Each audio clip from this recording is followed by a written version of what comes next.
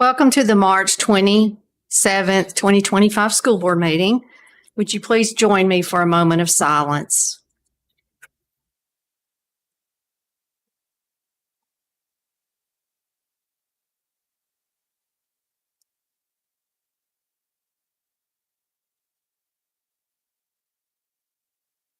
Thank you. Would you please join us for the Pledge of Allegiance?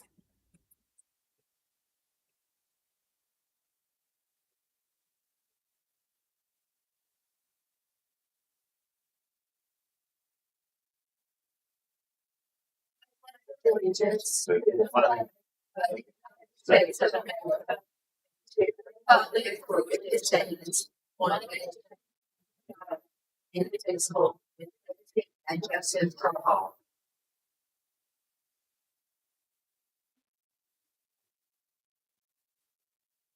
Ladies and gentlemen, from Dickson County High School, we have members of the JROTC. We have Nixia Quinones, Lou Cott, Bobby Renner.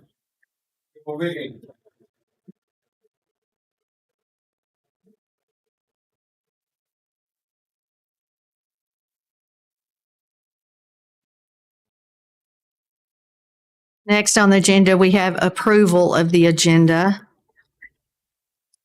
I need to ask that we remove first read policies 3.404 and 4.301 to move to a work session.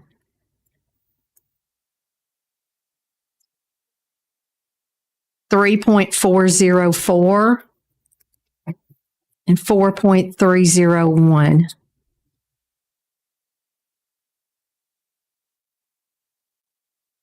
Have any other changes? I'd like to add a discussion on some girls' sports.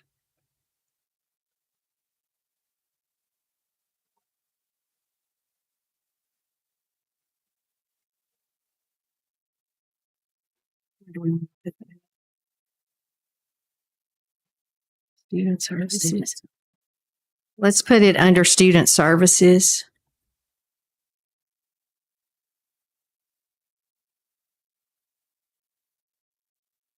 Do we have any other changes?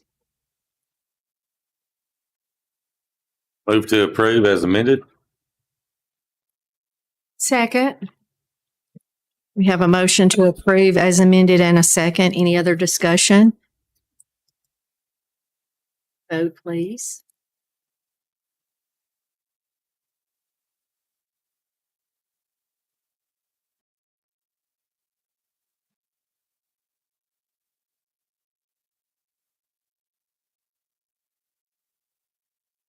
Six yeses. Motion carries. Next, we have approval of the minutes from the previous meeting.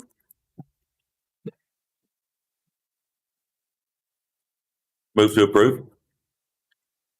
I'll second.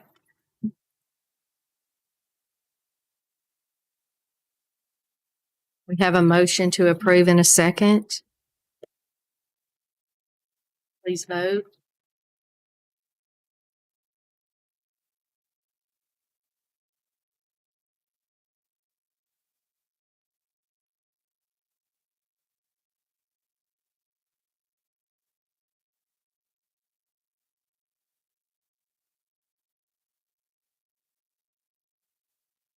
Six yeses. Motion carries. Next, we have public comment on actionable items. Would you check that, Ms. Hall?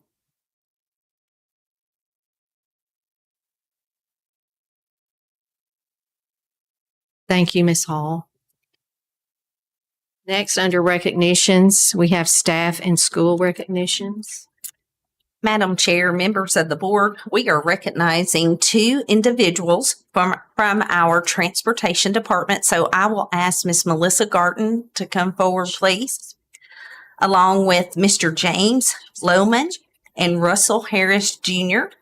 Both of these individuals have successfully completed all training and met all local, state, and federal requirements to become school bus drivers for the Dickson County School System.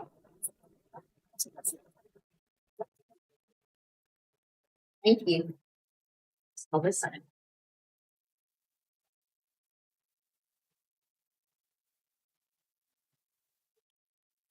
Let's take a picture.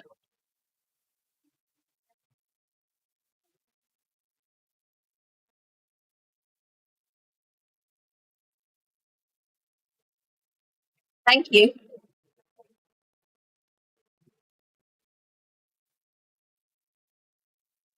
Next, we have student board representatives.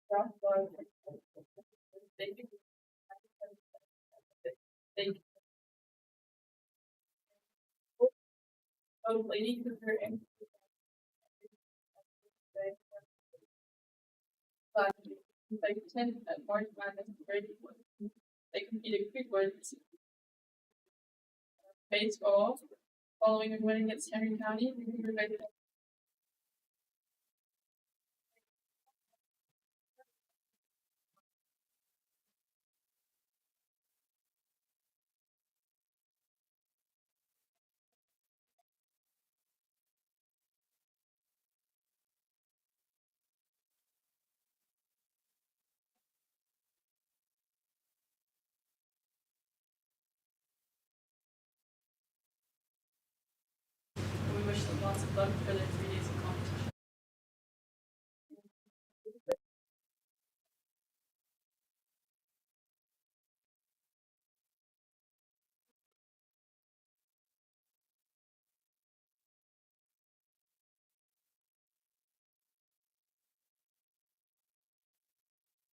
Thank you.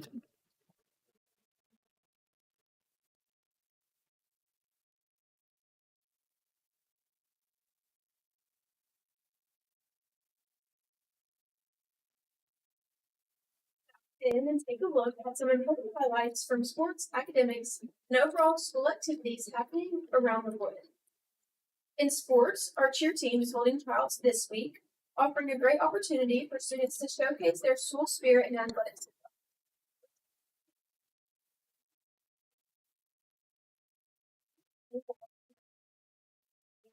First of April 4th. This Friday, our boys soccer team game against Fairview. We're looking forward to a strong showing from our players, and this game marks an important step as they compete for district success. Our flag football team had its first game last night at Fairview, marking an exciting new season for this growing sport at Creekwood. The team showed great determination, and we are proud of their performance. The boys' tennis team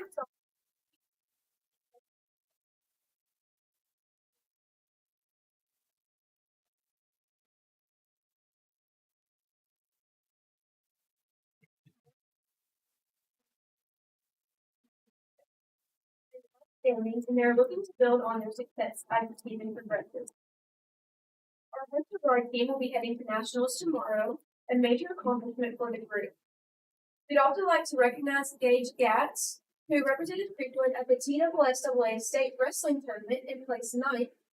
This is a remarkable achievement, and we're incredibly proud of Gage's hard work and success. In academics, I talked about her last month, but she wasn't here. Our valedictorian is in the house tonight.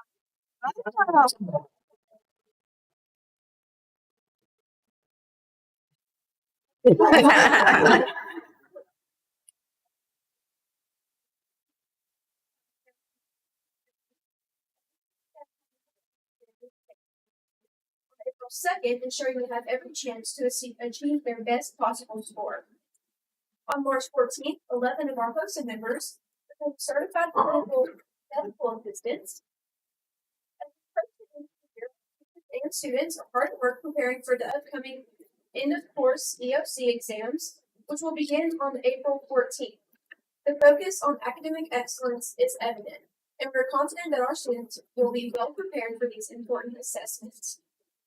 I'm pleased to report that all incoming ninth graders are registered.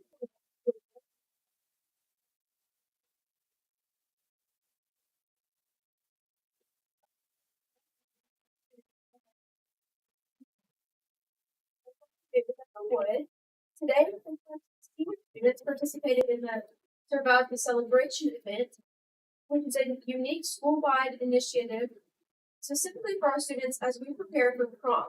Speaking of prom, frequent seniors are excited about our prom, which will take place on April 25th. With only 34 days left until graduation, our seniors are down to one of the most exciting milestones of our academic careers. We're excited to reach a significant achievement and look forward to celebrating the class of 2025. On April 8th, our seniors will receive their cap and gowns, another step toward their graduation. This is always an exciting moment for both students and staff, as it symbolizes the culmination of years of hard work and dedication. We would also like to take a moment to recognize some outstanding members of our Creekwood family. Miss Cassie Wright, who has been selected as Miss Christy Green, who has been named Support Person of the Year, and Luke Williams, who has been chosen as Creekwood's Green Apple Award. Our Creekwood broadcast team has been busy covering our baseball and softball games, providing a unique opportunity for students to engage in sports media. On Saturday, this Saturday, March 29th, Creekwood will host the Buzz Rodeo.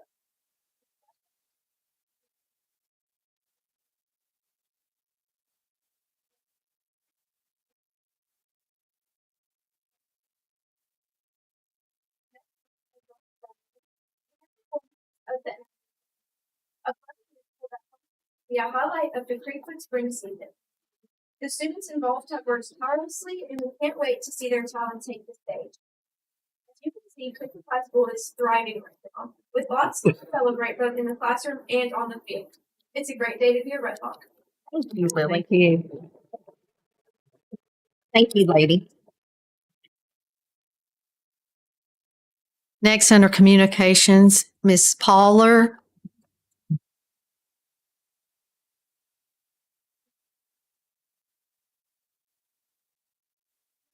Yeah. So just recently, well, actually it happened last year as well. My son, who's currently in elementary school, they did a field trip last year. I was told I can't chaperone and drive my own son. He needs to ride the bus. Once again, this year it's occurring again. I would like to drive my own son to a field trip. I was told it's for liability reasons, because if something were to happen while I was driving my own son, instead of him being on the bus, school will be liable, which I feel is pretty silly. But so not only am I going to have to call my son out of school, absent for the day, for him to attend the field trip. So the school lose funding, one, because I'm going to have to call my son absent, and also it's going to be a mark on him as absent, even though he has a nearly perfect attendance. Also, he's not really going to get to feel like he's really part of the groups, because also, since he's not going to be on the bus with the rest of the kids, I'm also not allowed to be a real chaperone. We can kind of shadow the rest of the groups, but we can't really, I'm not allowed to lead a group because of this. So he's being punished, I'm being punished. Really kind of silly.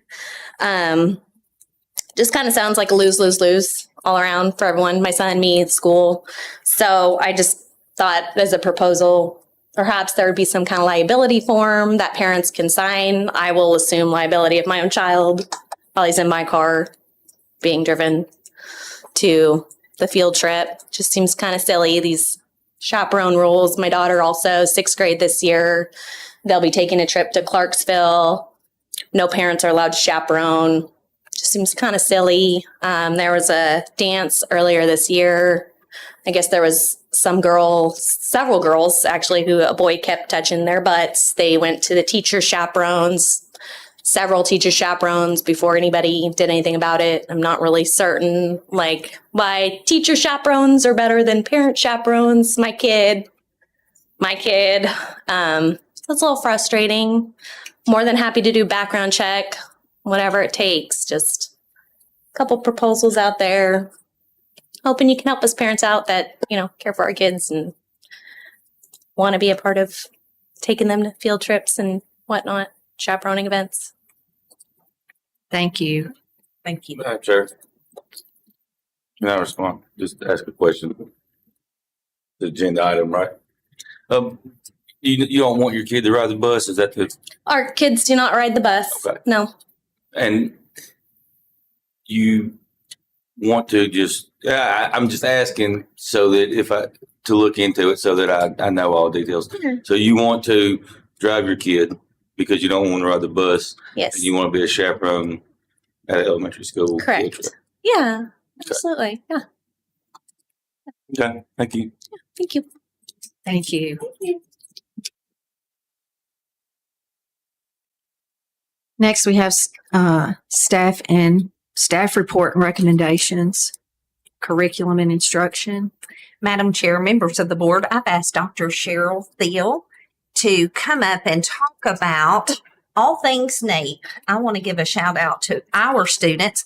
NAEP is known as the National Report Card Assessment for the United States.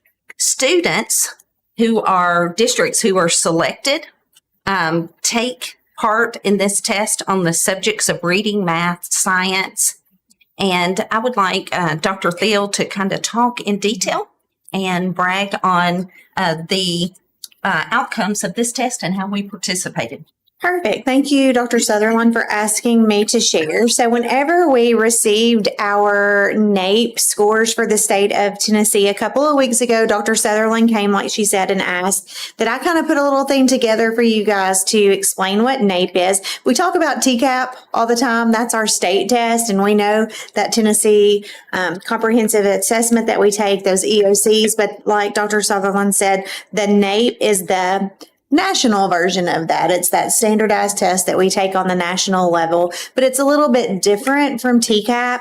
TCAP, it's state law that every student in grades 3 through EOC have to participate, with 2nd grade being optional. You can have the students take it or not. NAEP is not. NAEP is a random sampling of students from across the United States. So within Tennessee, they do a random sampling of students in grades 4, 8, and 12, and they will get a sampling and they will choose students to test, like Dr. Sutherland said, mainly on ELA and math, but they will throw in some other contents in there as well. So I made a handout, all things NAEP, to kind of show you guys. You could look over it and read it. It hits the highlights of what NAEP is. Whenever we think about NAEP, it's on a 2-year cycle rotation. There will be the 4th and 8th grade students will take it, and then the next year, the seniors will take it. Then the next year, 4-8, then the next year, seniors.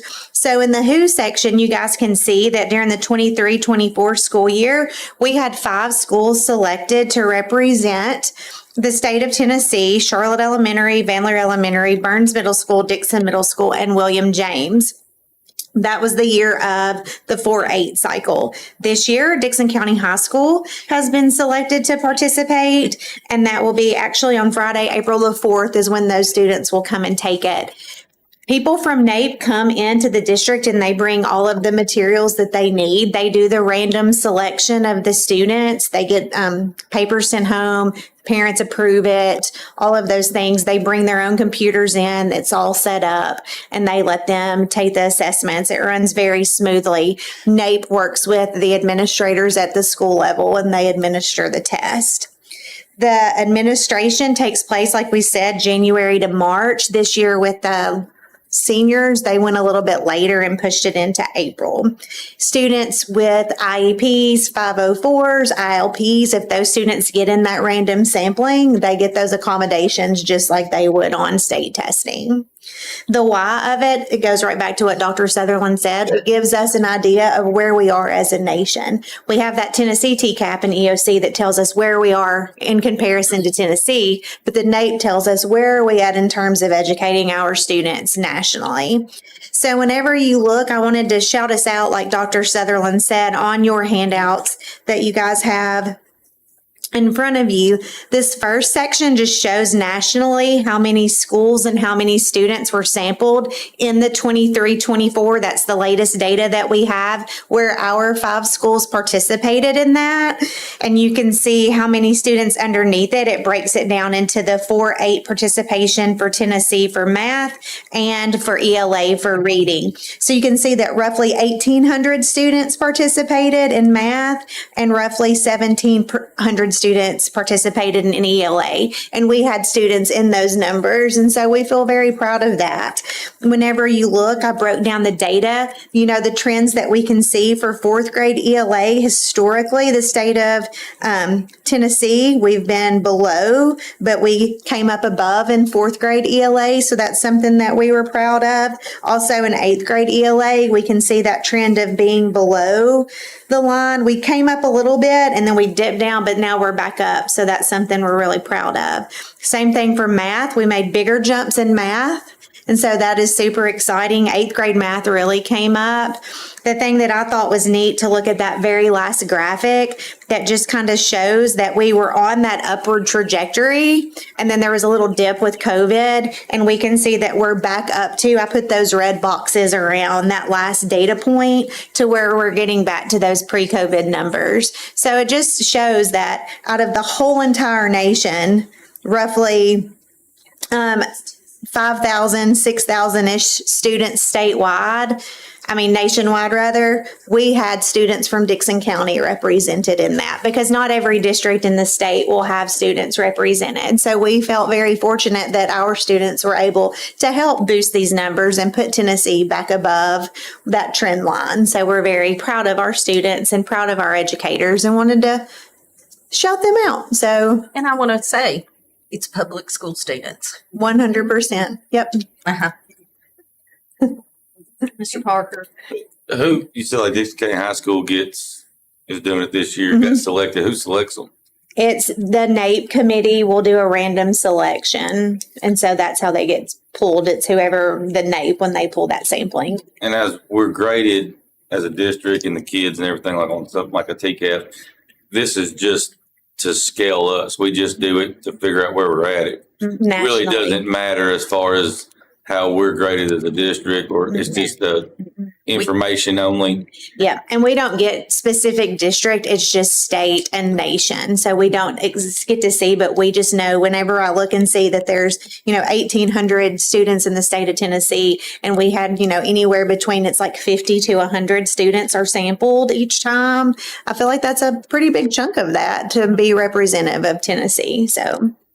And we are in those numbers with students across the nation. Mm-hmm. And I think that's a great shout out. And again, I'm going to emphasize public school kids. Yep.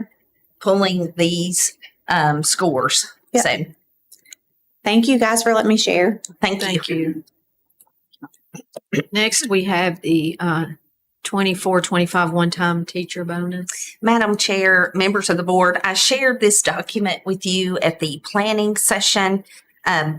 If we partake, if you approve, we have to sign a resolution, not for vouchers, but for this one-time bonus for the 24-25 certified personnel that is specific to what is showing on this form.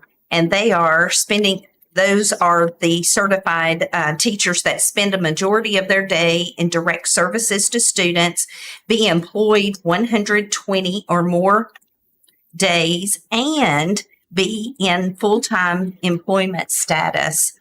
So with that, I have asked, when we get to the financial part of the agenda, Miss Valerie Underhill, as we are looking at what scenarios could look like within this, we kind of estimated that we would have 620 teachers that may fall into this category out of, I think it was 725. So we're around that.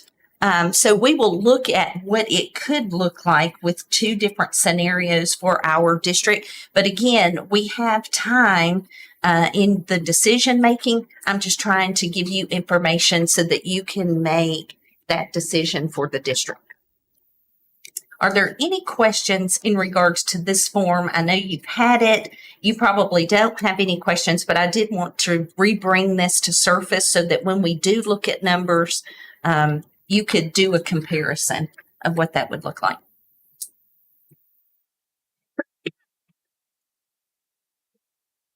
Parker, We're going to adopt the resolution that TSBA wrote. Is that the board's plan before June 1st. before June 1st?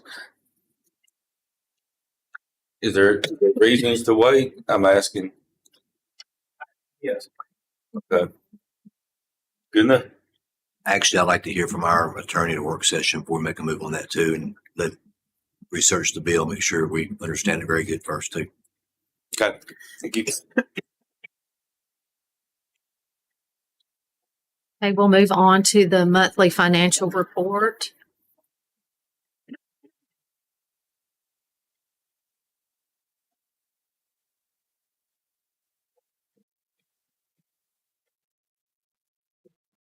Hello. You'll see the normal monthly financial report. The summary sheet is the first sheet. As you can tell, compared to last year, our revenues are up, expenditures are down, property tax and sales tax are both up, utilities is up, and diesel fuel and gasoline are both down at the end of February compared to last year.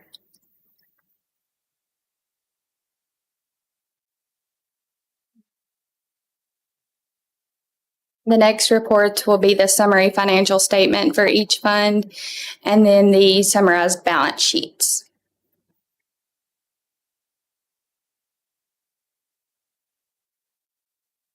Do we have any specific questions for Ms. Valerie on funds 141?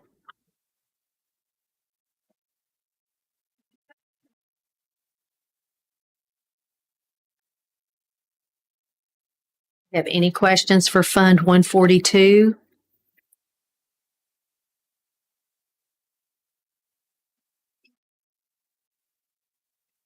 $143.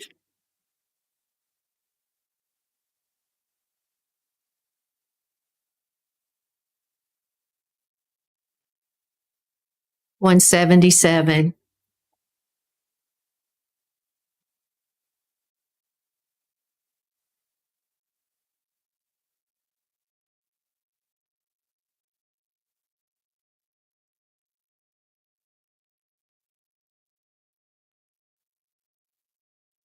Do we have a motion to approve the monthly financial reports? So move. We have a motion to approve. Do we have a second? I'll second. We have a first and a second. Can we vote, please?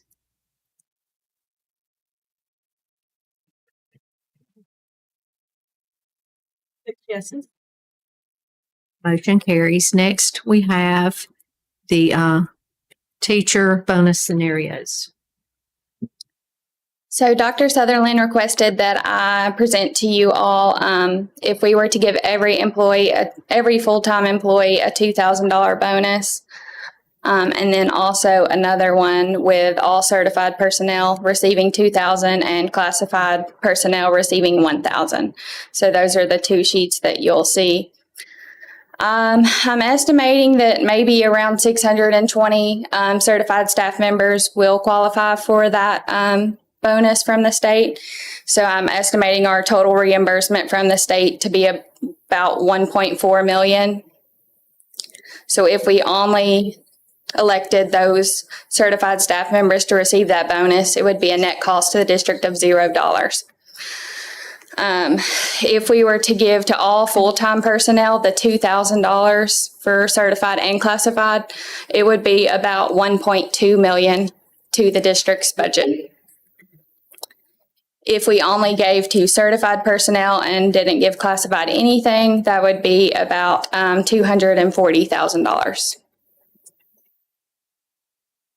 And then on the next sheet, if we gave certified personnel 2,000 and classified 1,000, that would be a cost to the district about $720,000. So those are just some scenarios for y'all to look at as we approach the budget time. Thank you. Do we have any questions for Ms. Underhill?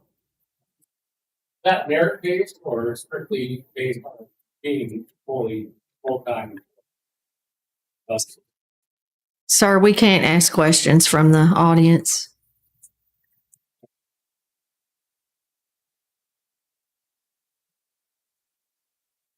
Do any board members have any questions for Ms. Valerie?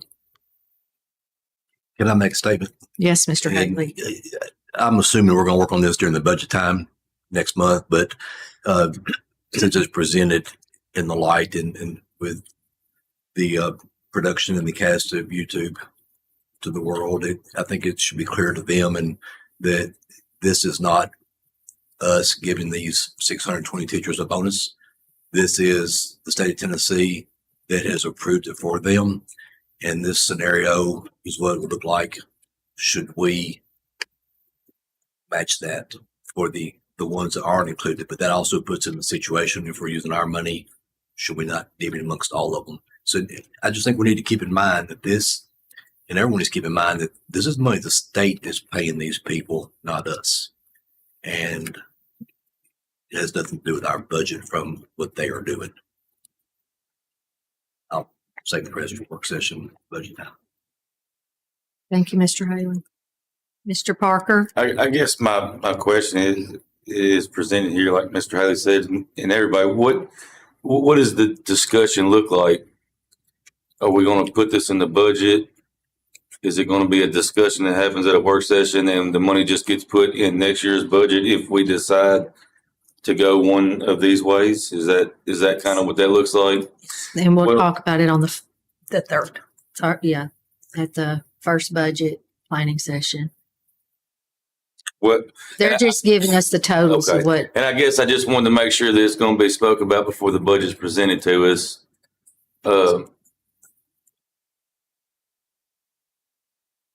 I don't want it to be snuck in there and we not know that it's in there. To be, for lack of better words, I guess if this is an agenda item, we can vote on it right now. I always want to make sure that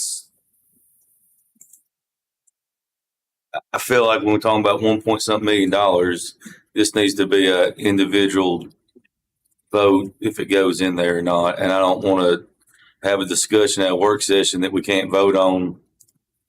And at the end of that discussion, maybe some people's for it, maybe some people ain't. We didn't make a decision. We just discussed things at a work session.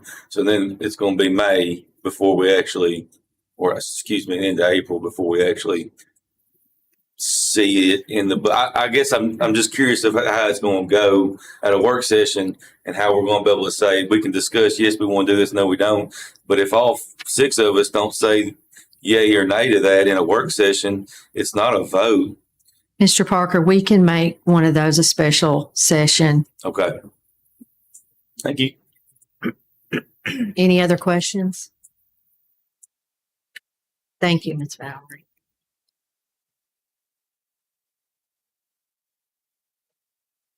Next, under maintenance, we have White Bluff Elementary re-roofing bid approval.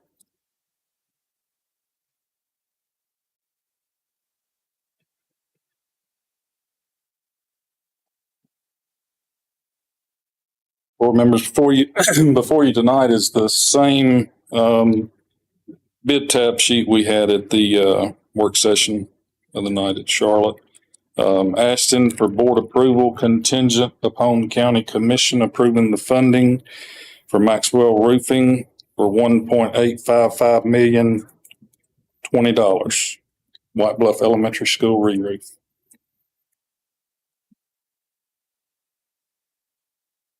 Move to approve the recommended bid winner contingent on the county commission approving the funds. As Second. stated.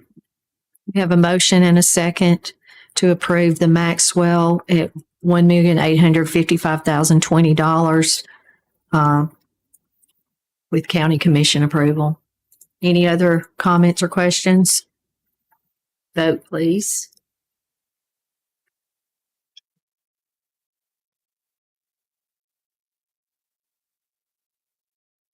Madam Chair, I have a question on this too.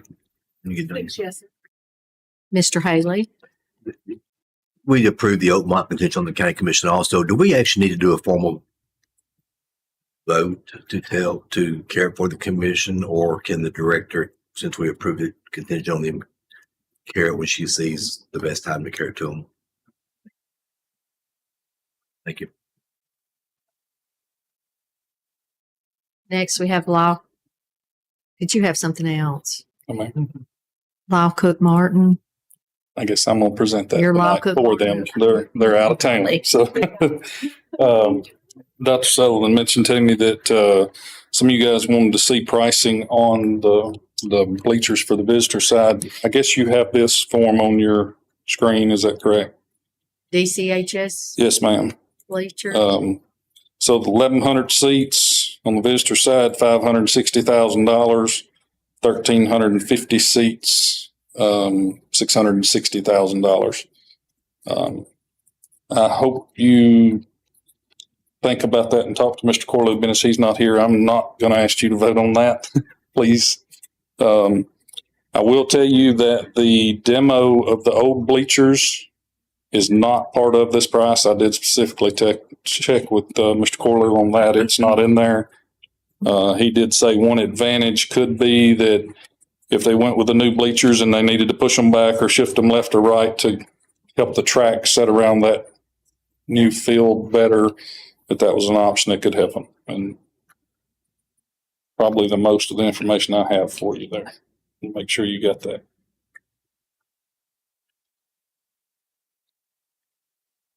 Mr. Parker. This is I'm not going to ask you too many questions you can't answer. This is the high school's visitor side, right? Strictly the visitor side. I wonder, I mean, I know this was brought up. I'm not incredibly sure why it was brought back to us.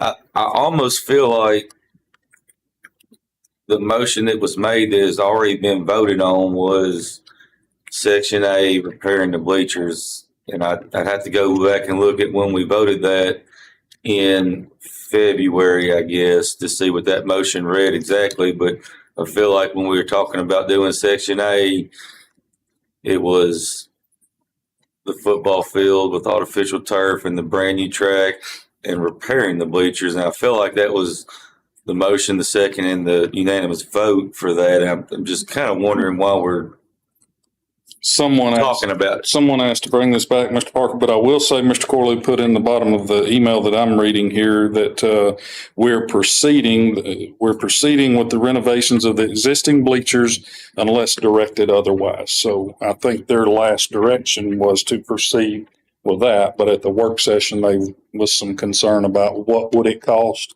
I think you're just seeing that number tonight. Thank you.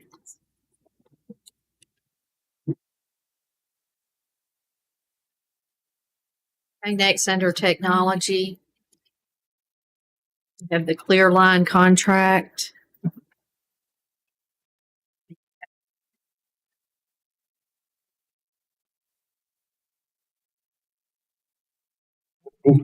We brought this to y'all back at the planning session earlier this month. Basically, I'm just requesting the board to approve that we join the existing low voltage wiring contract between Clearline Networks and Clarksville Montgomery County School System. We've been working with Clearline for about 15 years now, and we've consistently found their work and pricing to be satisfactory. So I was just looking for board approval on that. If you have any questions, let me know. Anyone have questions? This is a contract. Mr. Hall's looked over this. Yeah, this clear line is off piggyback, I think. Yes, yes, sir. It's done. Move to approve. Second. We have a motion to approve and a second to join the low voltage wiring contract. Please vote.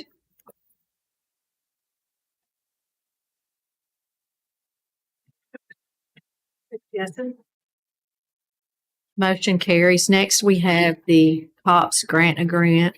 Mr. Hall, would you speak to us about that, please? Yeah, I spoke with Mr. Taylor, forgotten his first name, with the company that's going to do the grant with us today. And I didn't have an opportunity to talk with Mr. Lewis yet, but we need to do some revisions to this contract, and he's getting a discount. The council's going to get back to me. So, and I just forgot it was on the agenda, to be honest with you. So, but I wanted to update you all on that. So it's still in process, correct? It is. That's correct. Question. Mr. In the Hagan? essence of time with this grant, would it be prudent or even advisable for the board to vote on pursuing this grant contingent on the attorney's approval of the contract? I think so, because the grant period opening is coming up. We're gonna miss it. I don't know when I'm going. I mean, I was ready for him to make some changes today, and he wanted to talk to his lawyer, which is understandable. So I think if the board's comfortable in doing that, because, and just so you all understand, there will be no obligation to expend any district funds unless we receive the grant. So, and that's what's not currently clear in the version that is before you tonight. And I pointed that out to him. And so it's just a simple, he said that's what it said. And I said, well, you probably want to have your lawyer talk to me, because that's not exactly what it says. So, In point of reference for the two new board members this year, as we approved this process last year, and we didn't get it's selected in order of being turned in, and we didn't get in time. So it's the same thing, except our attorney is going to review the contract and make sure the board is protected and some of the fine line there. and just one little tweak to that, you're exactly right, Mr. Heather. We did do sort of the same thing last year. The only difference this year is that the security company has brought the grant writing in-house. Right. And so we would be buying off a TIPS contract with them. So that's, and we've got to work that language into the contract as well. I'm sure I'll make a motion that we approve for this grant contingent on the attorney's final approval of the contract language. Second motion. We have a motion and a second to approve this contract contingent on our attorney getting all the contract language. Any other questions? Vote, please.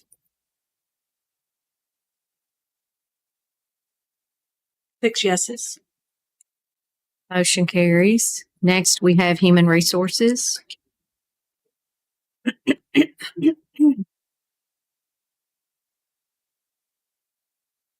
Good evening. So the two reports that you have, of course, this month's Human Resources report for retirements, resignations, leave of absences, hires, transfers, assignments, and reassignments.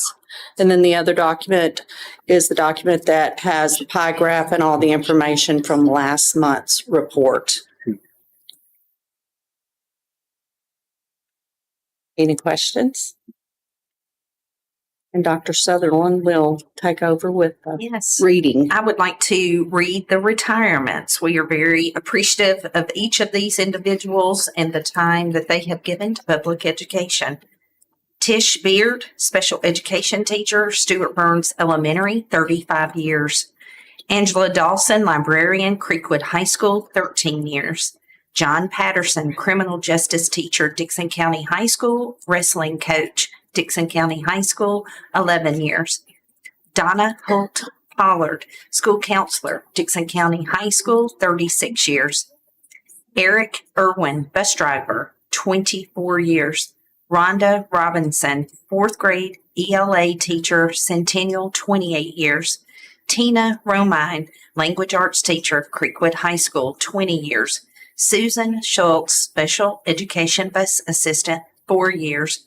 Susan Stelz, school nurse, Charlotte Elementary School, 6 years. Congratulations to each of these, and we appreciate your service.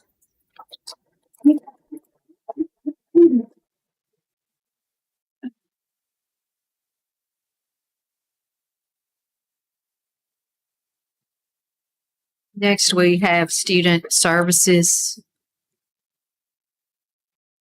field trips. We have included field trips from Creekwood, Dickson County High School, fishing tournaments, the U.S. State competition in Chattanooga for Creekwood, welding students, Creekwood High School, a welding academy.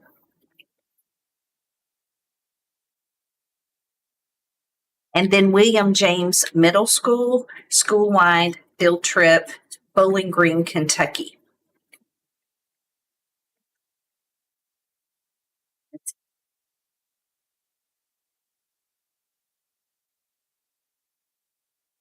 Have any questions about the field trips?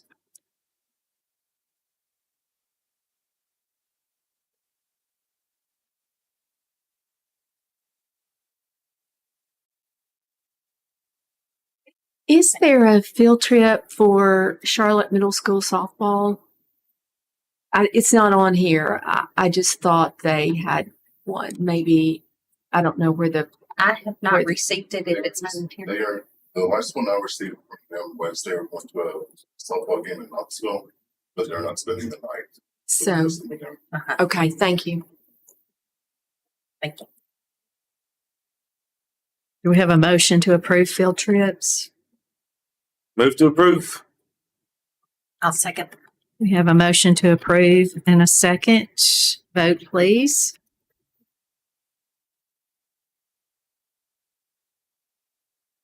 Six yeses.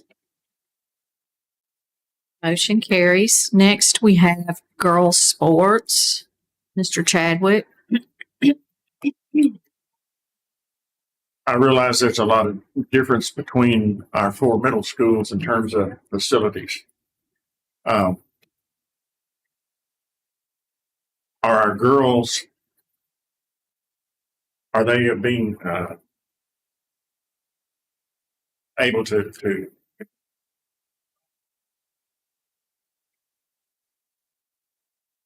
use facilities as the boys are? When you have to practice in the cafeteria, that's not like being out practicing on the surface that you're going to be playing on. I know early in January when practice started, it was cold or rainy or whatever, but otherwise that's beside in my estimation, I understand that. I understand that certain middle schools have to go other places to play, and that's not exactly what I'm referring to either. But facility-wise, are girls able to being accommodated as the boys are? Is my question. Answer that by saying I am assuming, but I can't answer that 100% because I would have to ask if you am I understanding the question correctly? So maybe the girls are being asked to not use the gym at certain times, and they're pushing them to use the cafeteria all the time. They're not having equal access. Is that? I know when I was at Creekwood, I know the cheerleaders and the dance team and so forth, they worked in the cafeteria at other schools also. Suppose the girls want to work out. How is that accommodated? In the weight rooms. I could not tell you, Dr. Marvin or Mr. Holly, do you have anything to add? We would probably have to investigate that if there's a concern. I can speak, or go ahead. I can speak to Creekwood.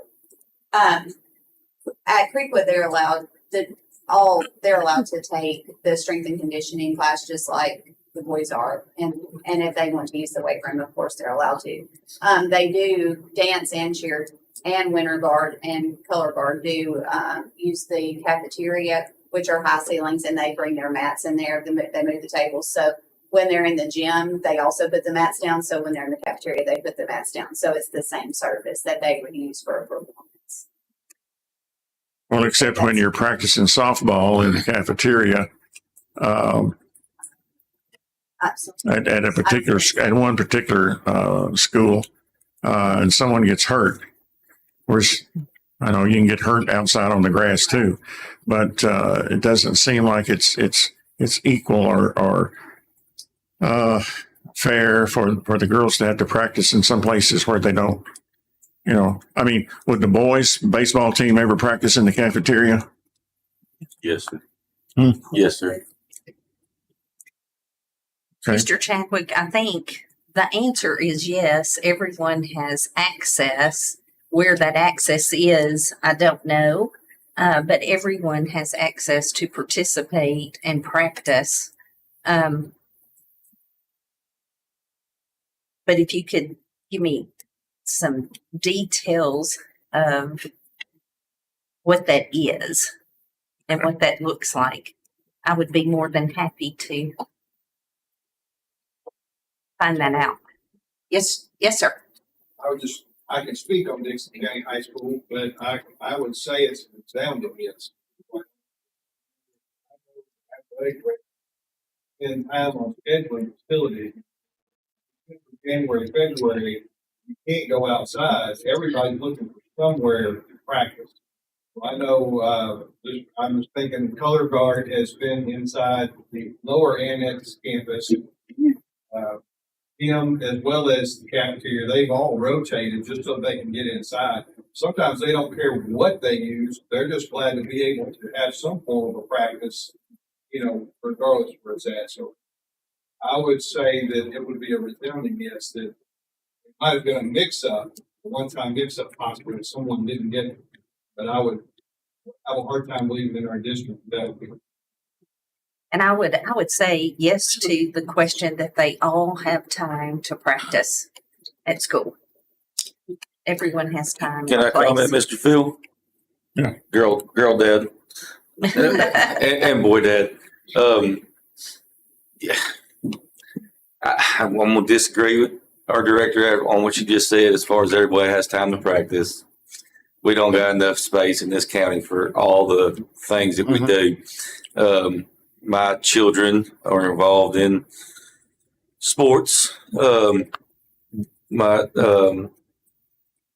would say I would never, ever want to build another school without having an auxiliary gym. There's not enough room for everybody. Basketball, cheerleading, color guard, all those things. Everyone said all these sports. Ain't no one said wrestling yet. And that's just the one that I know about because my son's involved, and they don't have room. A school needs, with everything that we have going on, we have to have auxiliary gyms in the future to accommodate junior ROTC and these other sports. Just to answer, yes, baseball, I do know they will go inside, the girls and boys in the gyms during bad weather, wet weather. They got squishy balls that they use in there to keep from messing up the floors. But it's not just a girl sport. It's just a smaller sport. And I don't want to say basketball always gets the gymnasiums. Football always gets the football field. Soccer always gets the soccer field. But those are 5 of the 35 extracurricular activities that we have between those things. And so I guess I just want to emphasize on my comment is more of, it's not just girls, it's just smaller sports. And it's not that they're not accommodated, it's just lack of room and that everyone has to spread out. And I would like to clarify, when I said time, they're making time for practice. It just may not be in the place that they want to practice in.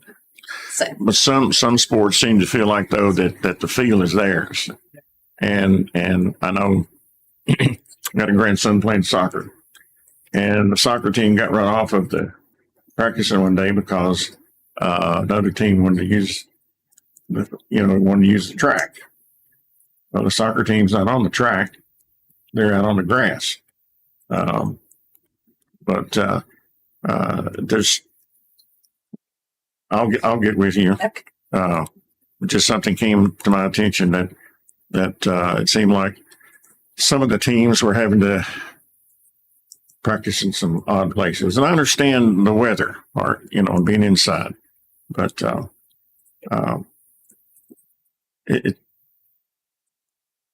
it's different kicking the squishy soccer ball on the tile floor than it is out on the grass. I know. thank you, Mr. Chadwick. Thank you for hearing me. We're going to take a 5-minute break before we start policies.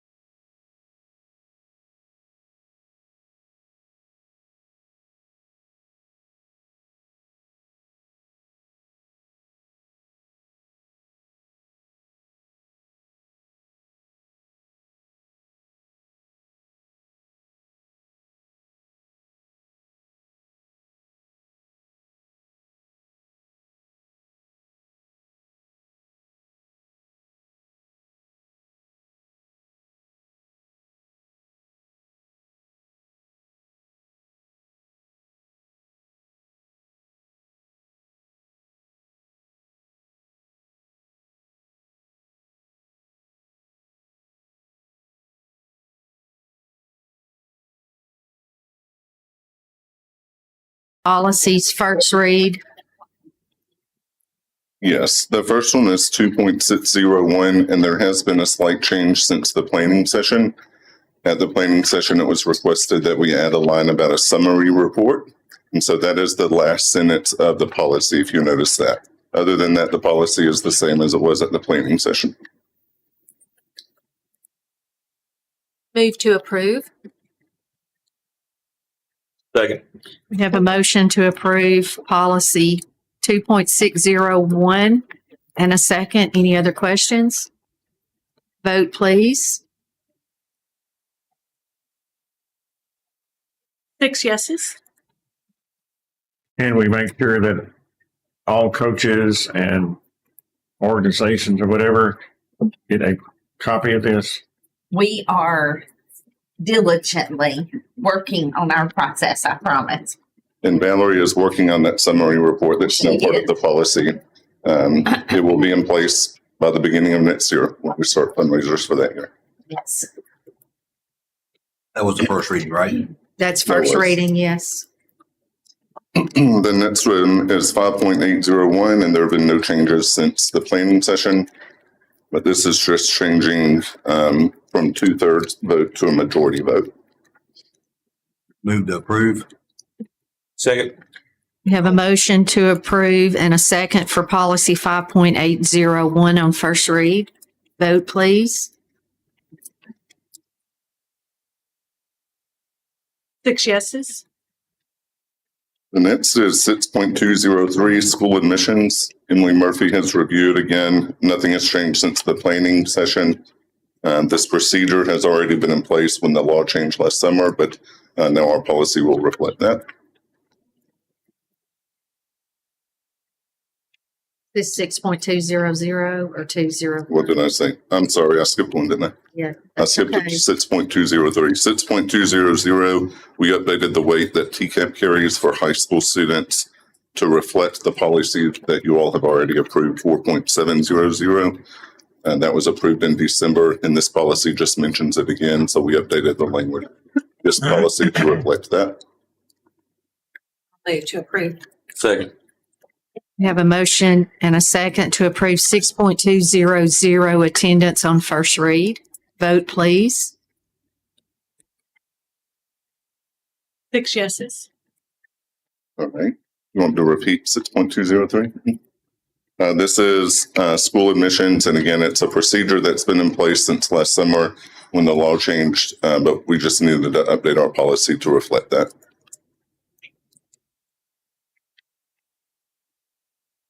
I'll move to approve. Second. We have a motion to approve and a second for 6.203 on first read. Vote, please. 6 yeses. Madam Chair, if no changes to this second reads, can we do them all at one time? If everybody's okay with that? Yes, there have been no changes.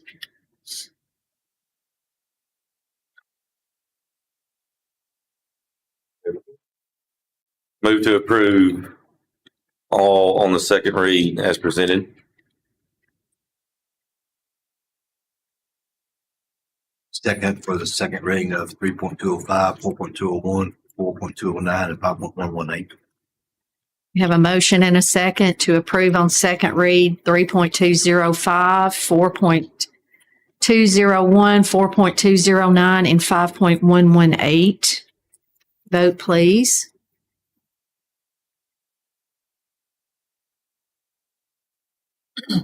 6 yeses.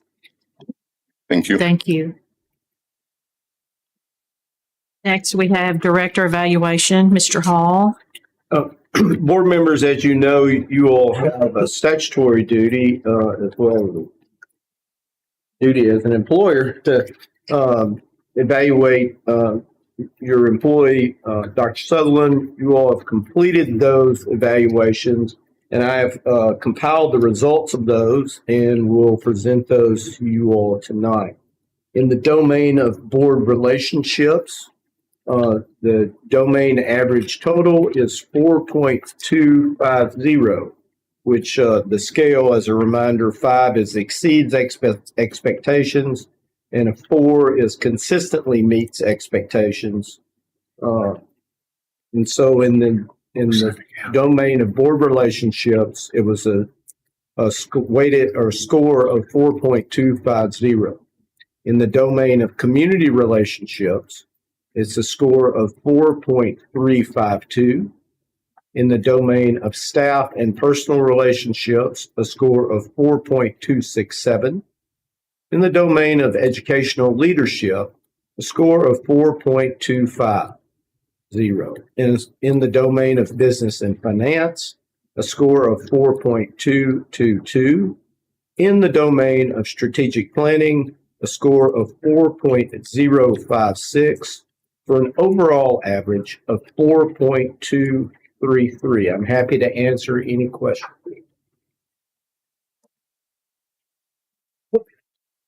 Have any questions for Mr. Hall? Mr. Parker? Not for Mr. Hall, just a general comment, if that's okay. Sure. So congratulations. It's a good evaluation. I feel like I do want to just, I have beat the dead horse for 3 years, and Mr. Hall did kind of touch on it. I just want to hit on that horse one more time, hopefully for the last time, that 4.233 the 4 is a constantly meets expectations, which I think that if we were on the same scale as teachers, which I believe we'll be going to too soon. I want to say that, and I want to say it out loud, because she's currently getting a 4.2. Next year could be a 3.8, which actually might be a better evaluation than this one, but the number is going to look lower because we're going to be using a different scale. So I don't want everybody to think that, oh, well, she's almost got perfect. Well, she didn't. And next year, if the number goes down, it could still be a better evaluation than what we're currently looking at right now. But it is above meeting expectations, and I don't know that we can ask anybody to do better than their contracted job, and you did, so congratulations with that. I guess I would ask that if the chair would advertise 15 days in advance for our April meeting for a contract extension, that I think that I would like to just make sure in that extension that our new evaluation is added into that, and that this one is taken out of the contract. And I would like to see her be at 36 months ending in June. However, whatever that extension is, I'm not sure how much she has on there right now, but ending in June finishes a year. We always end in June whenever she decides to retire. She'll always finish the year out under a contract, and keeping her a 3-year, and then we'll evaluate next year and move forward with that. That would be my recommendation. Thank you, Mr. Parker. Any other questions or comments? I think it's very important, what you mentioned, Mr. Parker, about the evaluation process is changing. I've waited a lot of years for that. I'm excited it's coming. And I think the acceptance of that evaluation will be reflected when we vote on the plan that we worked on last month. And it will be a part of that plan. It will be based on a plan and action. And I also echo the sentiments of putting the extension on the agenda for that. Thank you. Director's report. Budget. That's what we have been talking about. I've given you a folder. I know that you are very busy and have a lot of obligations, but I thank Ms. Lampley for getting to be a part of the Leadership Dickson Education Day, and Mr. Haley, thank you for coming to the Q&A part of that day. It's always a good day. I wanted to share with you some of the information that we shared and how we answered some of the questions. It was a great day. I appreciate Ray LeCompte and Dr. Collins for leading that day. appreciative of their work, so thank you. And thank you, Greg. But it's always enjoyable to bring in the district, and the thing that is inspiring is we did not know this was happening in our schools on a positive. So CTE, they are always impressed on going into the schools. So I appreciate the teachers and the hard work that they are doing, and it was a good day. So I shared the agenda and all that we had for that day. Another thing, I'm going to drop the gauntlet on this one. The 5-year strategic plan, I have to give a shout out to Miss Thiel because she helped me get this better. She made a comment, hey, could you take those goals and place them throughout where they fit in this strategic plan? And I thought, that's a great idea. And so you will see in reading this, the header, you'll see all of the goals that fall under the components within the 5-year plan. So I would ask that we vote to approve this at the April regular session meeting.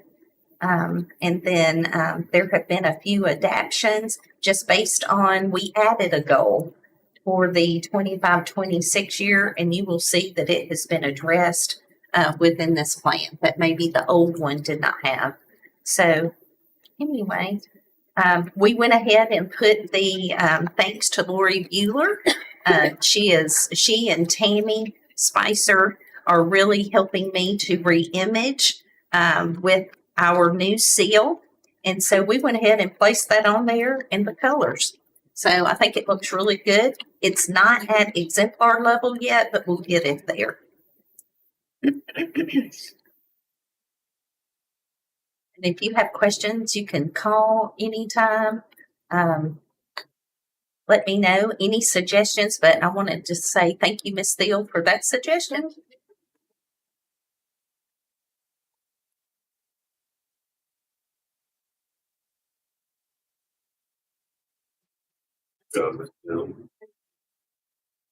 Next, we have comments by DCEA.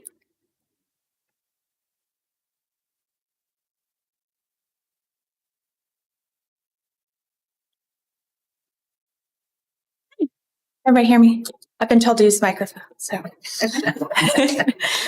for those of you playing at home, my name is Carrie Joyce. I am honored to serve as the Dickson County Education Association president.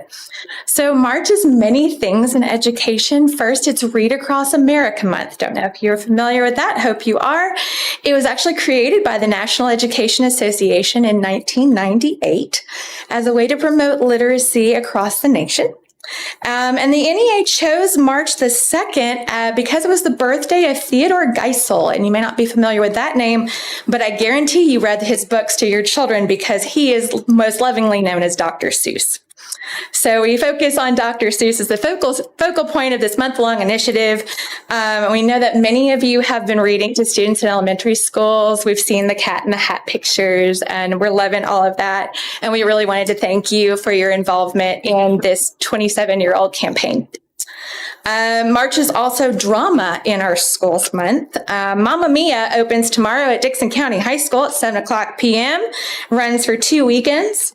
Aladdin and the Wonderful Lamp will open April 11th through 13th at Burns Middle School. The Addams Family will open April 4th at Creekwood High School. And I wanted you to know we only have actually 2 drama teachers in Dickson County. Krista Nichols and Zach, help me out with Zach's last. Thank you. At each high school, and the middle schools don't actually have theater programs, but there are several wonderful teachers who create that magic after school. So they make those after school programs. And we want to give a shout out to Miss Emily Murphy at Dickson Middle School, Miss Yvette Bishop at Burns Middle School, and Miss Hillary Capes at Charlotte Middle School, who are pinch hitting as theater program teachers. So March is also Music in our Schools Month, and we want to recognize the district's 22 music teachers. We're very fortunate to have music teachers in every school. That is something that the board did 30 years ago. Made sure that every school in Dickson County had a qualified music teacher. And what a difference that makes, because obviously you heard Miss Joyner's wonderful choir. So we want to thank you for supporting music teachers in every school, elementary and secondary. We want to thank the board for supporting the district-wide honors band and honors choir yet again, where the top young musicians from our entire county had to audition to join together in this privilege for some days out of school to perform a concert with some guest clinicians. And the Dickson County Band just got back from their spring break at Disney World, where they were a part of a recording session. They recorded the soundtrack to the movie Frozen. So that was a wonderful opportunity that they got to have. And the countywide high school honor band, again, high school students will audition, compete against each other, and then come together, Creekwood and Dickson, to perform on April the 17th at Creekwood High School. So wonderful things happening in our county in terms of music and drama. And we just want to thank you again for your immense support. Thank you. I could sing all that Frozen for 'em. Yeah, I know all the words. I know all the words. I've seen your karaoke. Please don't ask me. I have video. Oh, yeah.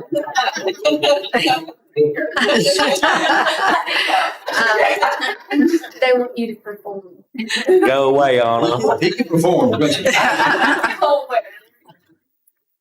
Next, we have comments by board members. Any comments? Past Tuesday, I attended the pre-K council meeting we do twice a year. And, you know, what I recognized in that meeting, we were in a classroom this time at one of the schools, and it was a pre-K classroom. But looking around, it's just so obvious that that's just one example of the dozens upon dozens of classrooms that these kids go to every day. Y'all have heard me say it before at the board meeting. I just want to echo it. Explain to our teachers and our parents out there that there's so much that goes in them classrooms that they come in, they enjoy, they care about safety, they care about a place to learn, and they just care about having a great environment to work in. And just being in that classroom, I was fortunate not to get a little pre-K chair. Only one that got to sit in a real chair is great. But, you know, watching the people that worked to put that together, along with the teacher that wasn't there, but we get to see her classroom and what she does every day. You just feel what goes on. And thinking about those kids that walk the halls and sit in those classrooms, they don't care what we do, what we say, what we agree or disagree on. We'll provide an environment for them. If you get a chance to drop into a school and you haven't, I don't mean walking in, talking to the admins, no offense to the admins, but talk to people that have the joy they present to these kids every day. Or look at what they do when they're not there. It's just pretty touching. Thank you. Any other, Mr. Chadwick? I attended the Oakmont program that they had that day, and you know, they're kids. When you look at them, some of them you think that, you know, they're not with it, but then when they get up there and do things, they are. You know, just like the young man there that was in the middle. You know, I mean, he's going to be a trip when he gets to, you know, high school. And no, but it was an interesting. And my thought is, I mean, why did they do that? I mean, was it? I mean, who led that program to do that?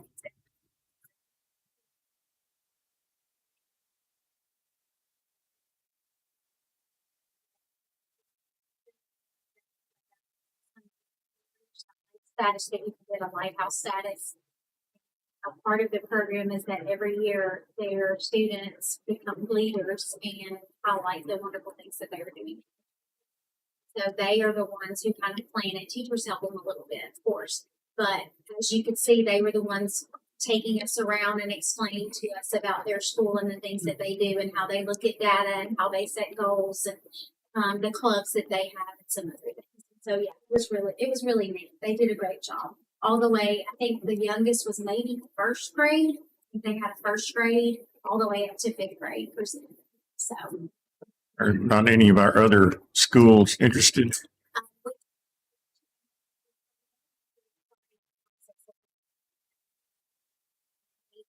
or other elementary schools that are doing the high reliability schools model. The Leader in Me is based off of Sean Covey. And you've heard of Sean Covey with 7 Habits of Highly Effective People. He actually has an 8th habit. And I have that if you want to read it. It's great. The high school freshmen are doing the 7 Habits of Highly Effective Teens. And that is Sean Covey and his son, Sean Covey, because Stephen Covey did the 7 Habits of Highly Effective People. Yeah, so good stuff, good research, and it is an outstanding program. Want everybody to remember the April 3rd planning session at 5 p.m. for budget. We'll have dinner. And is it going to be here? It'll be here. It'll be here. I know a lot of people didn't. I don't think we were recording when them kids were up here from Burns. I guess they were from Burns. You know, we've had 3 middle schools. So we've had a lot of kids come and speak. You know, and a lot of times when they speak, you can tell their throat is clogging up and everything, but those kids actually spoke very well, and they knew what they wanted to say and spoke very well compared to a lot of them that seem like they clog up and get real nervous. Them kids wasn't nervous, so good for them, and congratulations to all the retiring people. Yeah. That's great news. I mean, we got to replace them obviously, but I'm glad that they get to retire, so that's good. And congratulations on your first evaluation. How do you feel about your evaluation? I can always get better. Taking right now. What would you tell your administration if they got the same number you got? We can always get better. They're part of those scores. I don't do that by myself. I don't do this work by myself. They're a great team, and we're learning together. We've been together in this capacity for 11 months, and I think we've done a lot of growing. And I think they have the same philosophy that I do, that we believe in Dickson County and Dickson County kids, and we want this district to be a great district. And so, but you can't just wish it. It takes a lot of hard work to get there. So I appreciate all the work they do. I just speak and they make it happen. And so that's a good place to be. I'm only as successful as the folks I put myself around. So I look forward to the next phases. Madam Chair. Yes. I just wanted to comment. I tried to get to Oakmont that day and it didn't work out. I try to get to lots of things and it doesn't work out. But I was so thankful you invited me to the Leadership Day. I enjoyed that, and I was not familiar with CTE as far as to be on site and looking and seeing the kids participating, and all the staff did a great job of explaining and sharing and taking time out. It was a really good day. I was glad I got to participate. Thank you. But we want y'all to know your partners. We want you to be able to go to and see what is happening that we do each and every day. We're like mini orchestras. We are orchestrating all the work, conductors, and it is, the teachers do a fantastic job, all the way to the parents and the students. So it's a pleasure.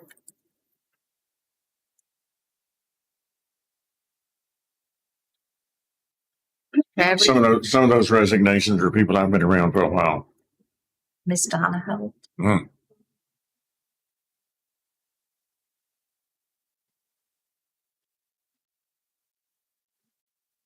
All right. We have a motion to adjourn. Move to adjourn.